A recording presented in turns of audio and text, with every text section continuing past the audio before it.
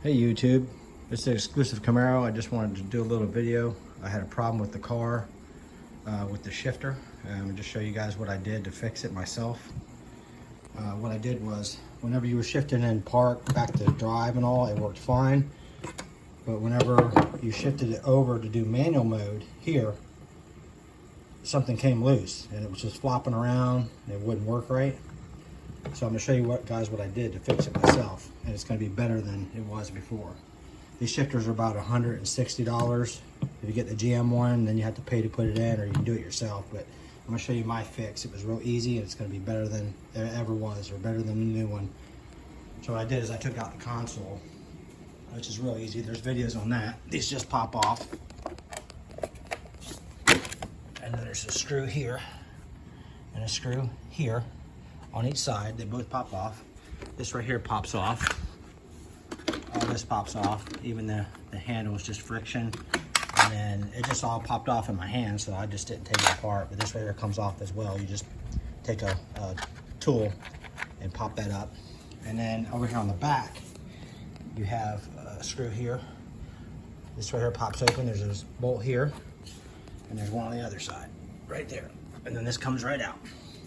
And once you get that loose, you'll have to unplug a couple wiring harnesses in here. This one here is for the shifter light. And then you'll have this plug here to unplug, this plug here to unplug, and this plug here to unplug. Once you unplug these three plugs, it comes right out. Real simple.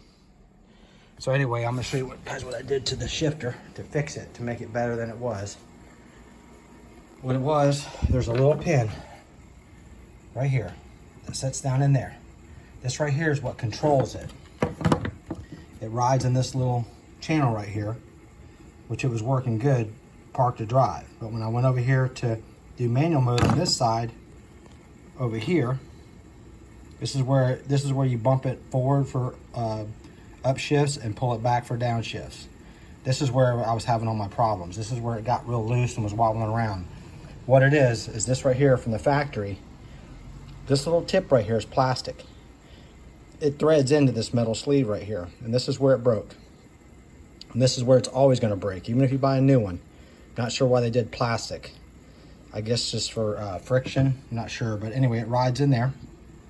And what I did was I took this little bit right here.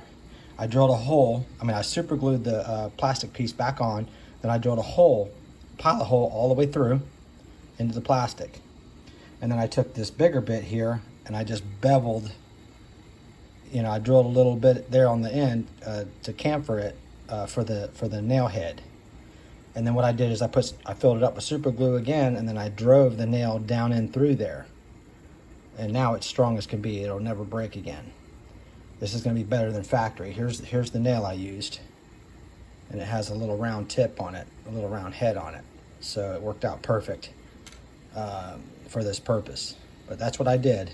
Super glued that, drilled a hole, chamfered it a little bit with a bigger bit, put some super glue in there again, and jammed that nail, tapped it in there with a hammer.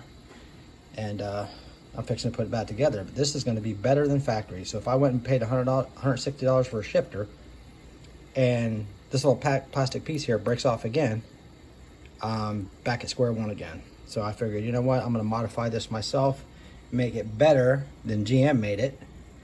That way when I'm out here having fun in this car, I don't get disappointed whenever this little tip breaks and I can't manually shift it. So anyway, this is the video, guys. Hopefully it helps you guys. I haven't seen a lot of discussions about this breaking, so I guess everybody's been really lucky. But if you have this problem, it saves you a lot of money just to pull this apart. Oh, I was going to tell you one other thing. To take this right here apart, all you have to do is take this pin out. This goes in like that. So this pin right here goes through and holds this back part down. And then you have one more pin that I already took out that goes right through this part, right there. So once you pull this pin and pull this pin out, this comes right out. It's that easy. And then you just pull this right out. If that's your problem, there's your fix, guys. I hope this helped everybody. yeah, if you like it, like the video, and check out my other videos too. Appreciate it. Bye.